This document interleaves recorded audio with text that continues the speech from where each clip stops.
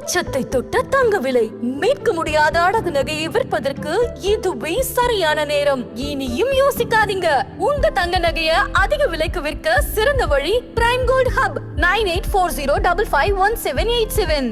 தெய்வத்தின் அருள் இப்போது உங்கள் கையில். 100% தூய்மையான சில்வர் காயின் உங்கள் இஷ்ட தெய்வத்தின் அழகான உருவத்துடன் உடனே ஆர்டர் செய்ய நிபுராவை அணுகுங்கள். முருகரை என்னைக்காவது ஆசையா திட்டுன அனுபவம் இருக்கா? முருகப்பெருமான நான் திட்டினதான் மாதிரி எனக்கு வந்து எந்த ஞாபகம் இல்ல. ஆனா அவனை நான் ரொம்ப காதலிச்சிருக்கேன் அப்படிதான் சொல்லணும். ஆமா, ஏன்னா ஒரு சம்பவம்.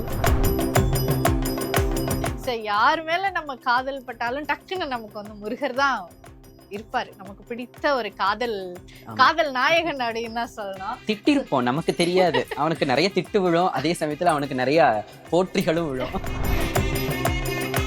கந்தர் அலங்காரத்துல வைதாரையும் வாழ வைப்பான்ற ஒரு வார்த்தை உண்டு. அது ஏன் தெரியுமா? நம்ம முதல்ல அவனை பார்த்து திட்டினா இல்ல வருத்தத்துல திட்டினா, வள்ளி மாதிரியே திட்டுறியா, அப்ப நீயும் வள்ளி மாதிரி என் கூட இருக்க போறவன் அவனுக்கு பிடிக்குமா? முருகன் சொன்ன அழகுன்னு ஒரு பொருள் சொல்லுவாங்க. அதுல வந்து பாத்தீங்கன்னா மகர ஒற்றோட உகரம், ரகர ஒற்றோட உகரம், ககர ஒற்றோட உகரம். அந்த ஊ என்பது பாத்தீங்கன்னா காத்தல் தொழிலை செய்யக்கூடியது. அப்ப பாத்தீங்கன்னா முருகு என்கின்ற அந்த சொல்லுல 3 இடத்துலயுமே ஊ வருது. அப்ப முருகன் என்றாலே காக்கும் கடவுள் தான். கபாலீஸ்வரர் கோயில் சிங்கார வேலவர் மேல இருப்பாரு. அவரோட கால் மட்டும் கீழே இருக்கும். பாதம்னு சொல்லுவோம் இல்லையா, லெக் பாம், அதை பார்ப்போம். நீ அங்க போய் நின்று வேண்டு. அப்ப அவனுடைய கால்பட்டு அழிந்தது அயன் என்மேல் கையெழுத்தேன்ற ஒரு வார்த்தை உண்டு. அங்க கரெக்டா நின்று நான் வேண்டுவேன் எங்க அம்மா சொல்லி. பொதுவா முருகர் வந்து நமக்கு அன்பா பாசமா பொழிஞ்சாலும் பிடிக்கும், என்ன நீ இப்படி பண்றேன்னு திட்டினாலும் பிடிக்கும். அப்படி ஒரு ஃப்ரெண்ட்ஷிப் கார்டு அப்படின்னு சொல்லுவோம் இல்லையா, அந்த மாதிரி நமக்கு திட்டவும் செய்யலாம், அன்பாவும் பேசலாம். அப்படி நீங்க என்னைக்காவது அவர் மேல கோவப்பட்டு திட்டுன அனுபவங்கள் ஏதாவது இருக்கா?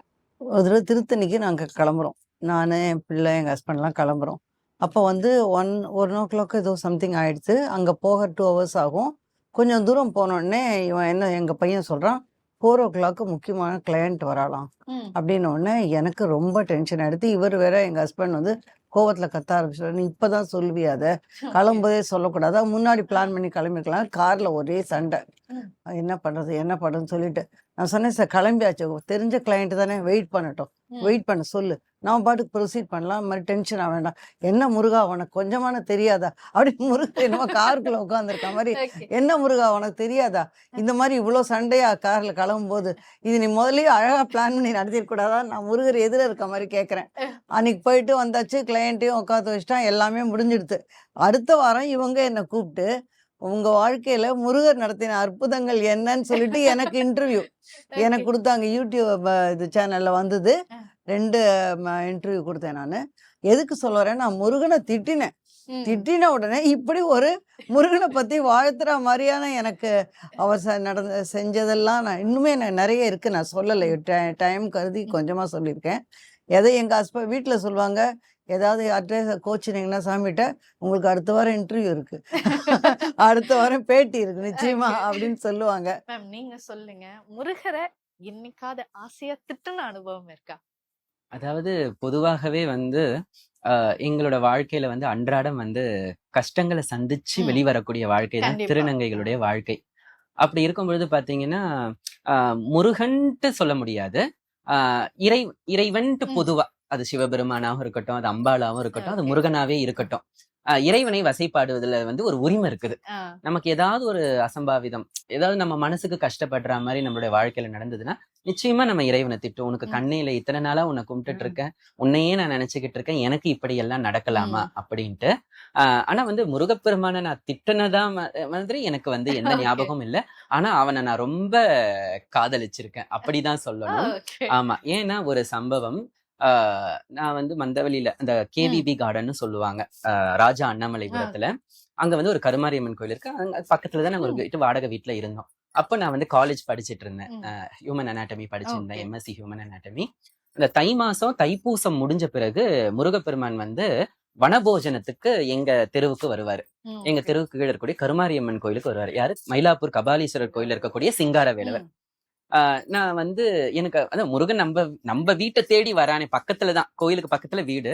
நம்ம இடத்துக்கு வந்து முருகனை பார்க்கலன்னா நம்ம ரொம்ப அபாக்கியசாலியாச்சே. கண்டிப்பா அதனால நான் காலேஜை முடிச்சுட்டு நான் வேக வேகமா எப்படியாவது முருகன் வந்துருவான், நம்ம எப்படியாவது அவனை பாத்துறணும்.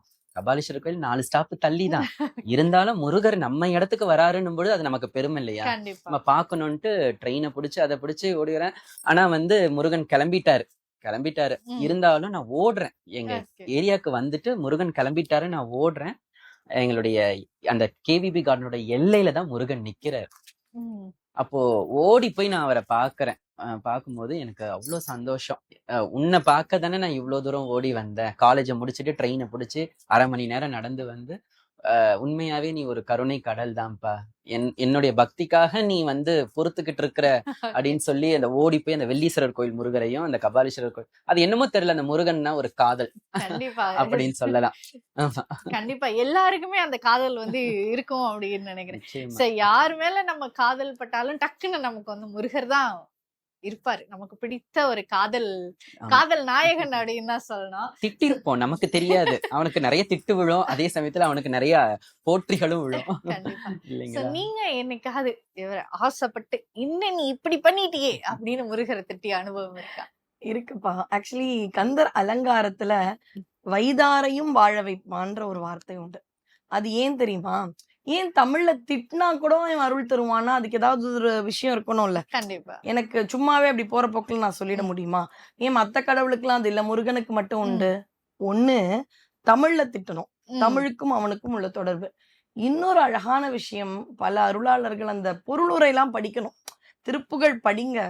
நிறைய படிக்க ஆரம்பிக்கணும். கேட்கிறோம் இல்லையா? அவனுக்கு என்ன கொடுக்கணும்? தமிழ் பாட்டு தான் கொடுக்கணும். ம். அத குடுக்க ஆரம்பிங்க. அப்புறம் தோணும், இந்த திருப்புகழ் ரொம்ப ட்ரிக்கியா இருக்கே. முத்தை தரு பத்தி திருநகை திக்கிற சத்தி சரணம் புரியலையே. பார்க்க பார்க்க பார்க்க அழகா இருக்கும் வார்த்தைகள். ம். அப்படி பார்த்தா வள்ளிய முதல்ல போய் முருகன் மீட் பண்றானாம். வள்ளிய முருகனை தேடி போறான். அப்ப என்னையும் உங்களையும் தேடி வருவான் காதல் வச்சா. வள்ளி வந்து போ கிளம்புன்னு திட்டுறாளாம். எங்க அப்பா பார்த்தா பிரச்சனை ஆயிடும். நீ ஒரு பையன் வந்து வந்து பேசுறியே, போ போன்னு திட்டுறாளாம். மறுபடியும் மறுபடியும் போவானாம். ம். போய் தமிழ்ல திட்டு வாங்கி வாங்கி அப்புறம் வள்ளி தன் மீது காதல் மனைவியா இருக்கிறதுனால நம்ம முதல்ல அவனை பார்த்து திட்டினா, இல்ல வருத்தத்துல திட்டினா, ஏய் வள்ளி மாதிரியே திட்டுறியா, அப்ப நீயும் வள்ளி மாதிரி என் கூட இருக்க போறவன் அவனுக்கு பிடிக்குமா? Okay. என்ன ஒரு அனுபவம்ல. கொஞ்சமா நெஞ்சமா கொடுத்தாலும் அவன் கிட்ட போற பழக்கம் உண்டு. ஏதாவதுனாலும் எங்க அம்மா வந்து விளையாட்டா சொல்லிடுவாங்க. நாங்க ரொம்ப கஷ்டம் அனுபவித்த காலங்கள்ல எந்த அளவு ஆரம்பத்துல இருந்தே முருக பக்தியோ, எங்க அம்மா வந்து நடுவுல சொல்ல ஆரம்பிச்சிடுவாங்க. ஏய் முருகன் கிட்டயும் சிவபெருமான் கிட்டயும் கொஞ்சம் கேர்ஃபுல்லா இரு. அவங்க கொஞ்சம் சோதனை தருவாங்க. ஆனா அம்பாள் அதை பண்ண மாட்டாடி, அவ காலடியில இரு. ஆனா முருகனை விட்டுடாத. ஒரு விஷயத்த அனுபவிக்க சுகரே இல்லாம அனுபவிக்க முடியுமா? என்னோட குருநாதர் சொல்வாரு, காஃபியை ஞாபகம் வச்சுக்கோ, வெள்ளையா பாலு சிவபெருமானம், ம். அதுல கருப்பா இருக்கிற டிகாக்ஷன் அம்பாளாம், ம். சக்கரை போட்டாதான் காஃபியா, அந்த சக்கரை தான் முருகனா. Okay. அப்ப சக்கரை இல்லாத வாழ்க்கை இருக்கா? முருகனை வணங்கு, அவங்க கிட்ட கேட்காத, விளையாட்டு பண்ணி கொடுப்பான்னு எங்க. ம். அப்பனா பாருங்களேன், இதெல்லாம் வந்து ரொம்ப பக்தியில வந்து நாங்க ஏதோ இவங்க காருக்குள்ள பேசுறது, இதெல்லாம் உண்மை, பொய்லாம் இல்லைங்க. நாங்களும் இந்த உலகத்துலதான் இருக்கோம். எங்களுக்கும் இந்த ட்ரெண்டிங் விஷயம், படங்கள், சினிமா எல்லாம் பார்ப்போம். ஆனா இப்படி ஒன் ஆஃப் த இன்னும் ஆதார் கார்டுல ரேஷன் கார்டுல தான் சேர்க்கல. ம். அந்த லெவல் முருகனும் ஒரு ஃபேமிலி மெம்பரா கண்டிப்பா. இருப்பான். அதனால எங்க அம்மா சொல்லி சொல்லி கொஞ்ச நாள் வந்து முருகனை பார்ப்பேன், வணங்குவேன், சஷ்டினா போவேன். ஆனா கேட்கறதெல்லாம் கற்பகாம்பாள் கிட்டதான். ம். இவன் கிட்ட கேட்டா கொஞ்சம் விளையாடிடுவான், அதை தாங்குற சக்தி எனக்கு இல்லப்பான்னு. ஆனா இப்ப எங்க அம்மா சொல்றாங்க, கபாலீஸ்வரர் கோயில் சிங்கார வேலவர் மேல இருப்பாரு, அவரோட கால் மட்டும் கீழே இருக்கும். அதாவது என்னன்னா, மேல இருக்கிற சுதை சிற்பமா, உள்ள இருக்கிற முருகர் ரொம்ப அழகான ஸ்வரூபம், 6 முகமா இருப்பாரு, மயில் மேல இருப்பாரு. இது என்னங்க புதுசுன்னு கேட்கலாம். ஆனா வள்ளி தேவயானை யானை மீது அமர்ந்த கோலம் எங்கேயுமே பார்க்க முடியாது. ம். வள்ளியும் தேவயானைக்காவது அவங்க அப்பா கார் கொடுத்தா மாதிரி யானை கொடுத்தாரு. ஆனா வள்ளிக்கும் அங்க ஒரு யானை இருக்கும். 2 பேரும் யானை, முருகன் நடுவுல மயில், இப்படி Okay. இருப்பார். வெளியில வாங்க, ஒரு சுதை சிற்பம் இருக்கும், அந்த ஆறுமுக கடவுள். அவருடைய கால் இருக்கும். இங்க இருந்து பாத்தீங்கன்னா அவருடைய அந்த கால் பாதம்னு சொல்லுவோம் இல்லையா, லெக் பாம், Okay. அத பாப்போம். நீ அங்க போய் நின்னு வேண்டு, அப்ப அவனுடைய கால்பட்டு அழிந்தது அயன் என்மேல் கையெழுத்தேன்ற ஒரு வார்த்தை உண்டு. Okay. அங்க கரெக்டா நின்னு நான் வேண்டுவேன் எங்க அம்மா சொல்லி, எவ்வளவு காலம் இவன் சோதிப்பானோன்னு அளவா அவனை பார்த்து ரசிக்க மட்டும் வச்சுப்போம். கேட்கறதெல்லாம் அம்பாள். ஆனா நம்ப மாட்டீங்க, அவன் போட்ட பிச்சை, பேசுறதெல்லாம் முருகப்பெருமான், கண்டிப்பா. சொற்பொழிவு எல்லாம் முருகப்பெருமான். நேரடி வர்ணனை திருச்செந்தூர் பல சேனல்கள்ல முருகப்பெருமான். கண்டிப்பா. கபாலீஸ்வரர் கோயில்ல நேரடி வர்ணனையாக கடந்த ஒரு 7 வருடமா நேரடி வர்ணனை, அங்க இருக்கக்கூடிய லைவ் முருகப்பெருமான் சூரசம்ஹாரம். எப்படின்னா எந்த சேனல்ல போனாலும் 4:30க்கே ஆரம்பிச்சிடும் எனக்கு திருச்செந்தூர் சூரசம்ஹாரம் 5:45 மேல போகாது. ஆமா. பிஃபோர் 6 முடிஞ்சிரும். எந்த சேனல்னாலும் என்னுடைய கால்குலேஷன் 1/2 மணி நேரத்துக்குள்ள 6:30க்கு மயிலாப்பூருக்கு வந்துடணும், வடக்கு மாடு வீதி. ஏன்னா எங்களுக்கு 6:45 தான் சூரசம்ஹாரம். அப்படி வந்து நின்னு அங்க சொன்னது அதே ரிப்பீட் அப்படின்னு திருச்செந்தூர் மாதிரியே மயிலாப்பூருக்கும் சொல்ற ஒரு பிச்சை கொடுத்து இப்ப அவனே தான் எல்லான்ற மாதிரி இன்னைக்கு வரை பேச வச்சிருக்கானா. அவன் கருணையை வைதாரையும் வாழ வைப்பான். அதனால திட்டாதீங்க. கோவம் வந்தா அவனை தான் திட்ட முடியும், வேற என்ன பண்ண முடியும். Okay. அதனால வாழ வைப்பான், அது உறுதி. கண்டிப்பா. ஒரு சின்ன விஷயம், நான் வந்து முருகர் படத்தை நிறைய வரைஞ்சிருக்கேன். ம். இது வந்து நான் என்னுடைய 19வது வயசுல வரைஞ்சது. Okay. எங்க ஒரு 100 டிராயிங்ஸ் வரைஞ்சிருக்கேன். இயேசுநாதர் கூட வரைஞ்சிருக்கேன். அது வீட்டுக்குள்ள வந்து வீடு ஏரி பக்கத்துல மழை பெஞ்சா உடனே வீட்டுக்கு தண்ணி வந்துடும். டிராயிங்ஸ் எல்லாம் போயிடுச்சு தண்ணியில். 2 மட்டும் ப்ரிசர்வ் பண்ணி எடுத்து வச்சிருந்தேன். அது வந்து இவ்வளோ காலமா நான் பத்திரமா வச்சு சாமி ரூம்ல வச்சிருக்கேன். இதுதான் அந்த முருகர், என்னோட 19 வயசுல வரைஞ்சது. ரொம்ப அழகா இருக்கு. ஆமா, இது வந்து எனக்கு இந்த புக்ல வருங்கிறது எனக்கு தெரியாது. இப்போ நான் வந்து முருகரை நான் வச்சிருந்தேன்னு சொல்ல மாட்டேன். முருகன் என் கூடவே இவ்வளவு காலமா இருந்திருக்காரு.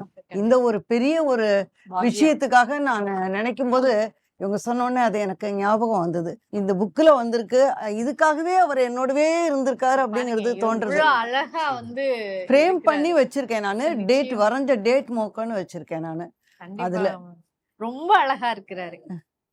நிறைய வரைஞ்சிருக்கேன். அந்த முருகர் இது 2 தான் இருந்தது.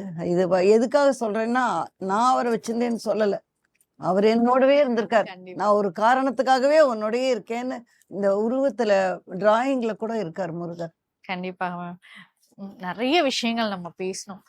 குறிப்பா முருக பக்தர்கள் அப்படின்னு நம்ம சொன்னாலே நிறைய அதிசயங்கள் நம்மளுடைய வாழ்க்கையில தினமும் வந்து நடக்கும். சோ ஒவ்வொரு நாள் இன்னைக்கு முருகர் எனக்கு இது பண்ணாரு, நேத்து எனக்கு இதை பண்ணாரு அப்படின்னு நம்ம சொல்லிட்டே போலாம். அவ்வளோ விஷயங்கள் இருக்கு. இருந்தாலும் ஒரு சில பக்தர்கள் வந்து நானும் அவனை திட்டிட்டு தான் இருக்கீங்க, என் வாழ்க்கையில ஒரு அற்புதத்தை வந்து நிகழ்த்த மாட்டாரு அப்படின்னு சொல்றவங்களும் இருக்கு. வெயிட் பண்ணுங்க, என்னைக்கு கொடுக்கணும்னு அவனுக்கு தெரியும் அப்படின்னு சொல்லிட்டு நிறைய விஷயங்கள் நம்ம பேசியிருக்கோம். உங்களுடைய வாழ்க்கையில முருக பக்தர்களான நீங்க நிறைய விஷயங்கள் நிறைய வாழ்க்கையில வந்து நிறைய பேருக்கிட்ட வந்து நீங்க கேட்டு தெரிஞ்சிருப்பீங்க. உங்களுடைய அனுபவங்களை இந்த நேர்காணல எங்களுடைய நேயர்களுக்காக கொடுத்ததற்கு மிக்க நன்றி. எங்களுக்குமே ஏதோ இந்த ஒரு 2 மணி நேரம் நம்ம பேசிருப்போம், நம்ம அனுபவத்தை சொல்றோம் அப்படின்ற ஒரு உணர்வுலாம் இல்ல. அவங்க முருகன் அனுபவத்துல நான் பயணிக்கிறேன், இவங்களோட நான் அப்படியே முருகனுடைய ஒரு தியானம் பண்ண முடியாது என்னால இந்த சமயத்துல. 1/2 மணி நேரம் முருகனை நினைச்சிங்க நான் உட்கார்ந்துருப்பேனா, போனை பார்த்திருப்பேன். போன்ல இங்க முருகன் இருப்பான், ஆனா நான் இப்படிதானே பாக்குறேன், அப்படிதான் பார்ப்போம். ஆனா எங்களுக்குமே அந்த முருக அனுபவம் இது மாதிரி ஒரு விஷயம் கேட்க அதுல இருக்கக்கூடிய மெய்ப்பொருள் முருகன் பொழுது அது ஒரு தியானம் மாதிரியே ஆயிடுச்சு அப்படின்ற ஒரு உணர்வு தான் கிடைக்குது. கண்டிப்பா. இந்த நேர்காணல் எங்களோட கலந்துகிட்டதுக்கு மிக்க நன்றி. நன்றி. ஒரு பாடல்ல கூட முருகா எனும் நாமங்கள்னு சொல்லுவா. முருகரை கூப்பிட்டா சிவனையும் கூப்பிட்டா மாதிரி, அம்பாளையும் கூப்பிட்டா மாதிரி, எல்லா தெய்வங்களையும் கூப்பிடுற மாதிரி. அதனால முருகா எனும் நாமங்கள்னு சொல்லுவா. கேப்பா, ஏன் டவுட், முருகான்னு ஒரு நாமம் தானே, ஏன் நாமங்கள்னு வருதுன்னு. அந்த முருகன் பேரை சொன்னா எல்லாரையுமே சொல்ற மாதிரி அப்படிங்கிறது எங்களுக்கும் ரொம்ப. நீங்க எல்லாம் சொன்னீங்க, இவங்க எல்லாம் சொன்னாங்க, இவங்களும் நிறைய விஷயங்கள் சொன்னாங்க. ரொம்ப மெய்சிலிர்ப்பான தினமா இன்னைக்கு அமைஞ்சதுக்கு ஆதான் டிவி ரொம்ப நன்றி சொல்லிக்கிறேன். ரொம்ப சந்தோஷம். அதாவது முருகன் சொன்ன அழகுன்னு ஒரு பொருள் சொல்லுவாங்க. அதுல வந்து பாத்தீங்கன்னா மகர ஒற்றோட உகரம், ரகர ஒற்றோட உகரம், ககர ஒற்றோட உகரம்.